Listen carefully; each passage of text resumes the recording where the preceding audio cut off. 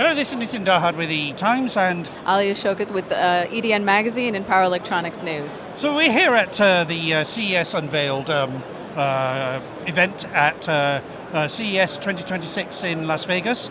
And CES Unveiled is supposed to be a showcase of some of the interesting technologies that are going to be shown on the show floor over the next few days at the main show.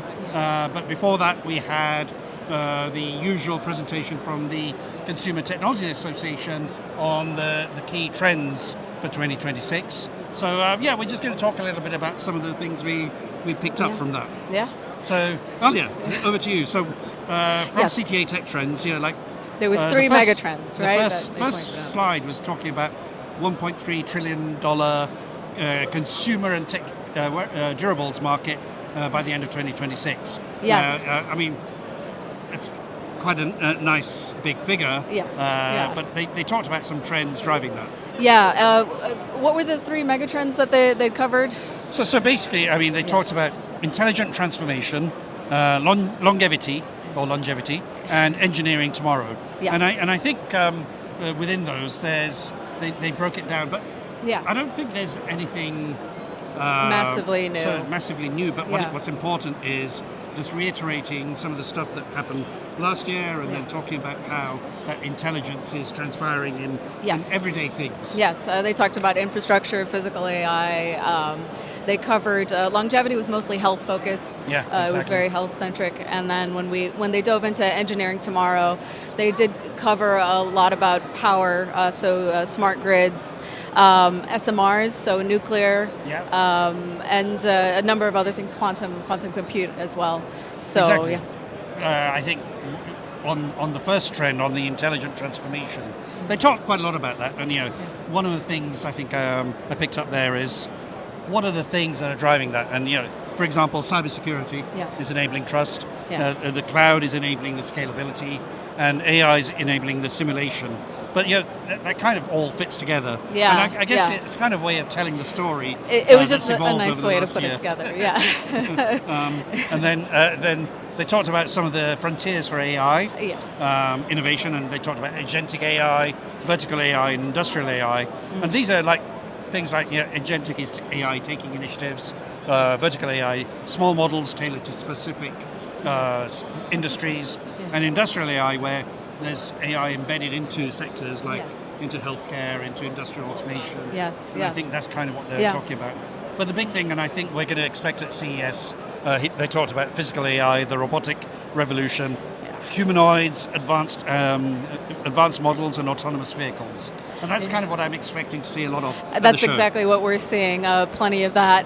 And at Unveiled, there's been some pretty interesting companies. One behind us, Assign, with ultra-low-powered NPUs that can do vision processing or just computer vision on a small coin cell, or using Dracula's arrays, right? One of the things that's quite fascinating about that is how do you use energy harvesting, how you use smart power management, and how do you enable that embedded vision AI in small form factor, but also in very low power. Yes. And I think that's kind of what they're trying to show here on that booth there. Yeah. And I'm just going to ask them over there if I can pick up this module. Can I just pick this up? So they're kind of doing it in this. Yes. So it's quite clever. They've got Dracula, EPs, and then the Semtech, the Murata. But they've done their own NPU. Yes. Yeah, so it's quite interesting. Yeah. And there was in terms of energy harvesting, they did mention during the CTA speech, there's a company, LV Energy, and they converted ambient noise to power. Yeah. So there's a lot of energy harvesting tech coming through, which I find. I think one of the things I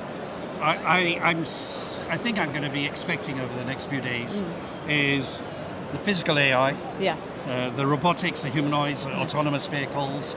That's continuing, but I think it's just that integration of some of the capabilities, the security, the technologies. Yeah. And I think that's where we're going to see a lot of that. And and catering the silicon to the use case. So, exactly. so very much like this vision, it's not possible to have that kind of efficiency or performance per watt performance without catering the silicon. And the other thing I think was, I went and spoke to Caterpillar here, and it's quite interesting.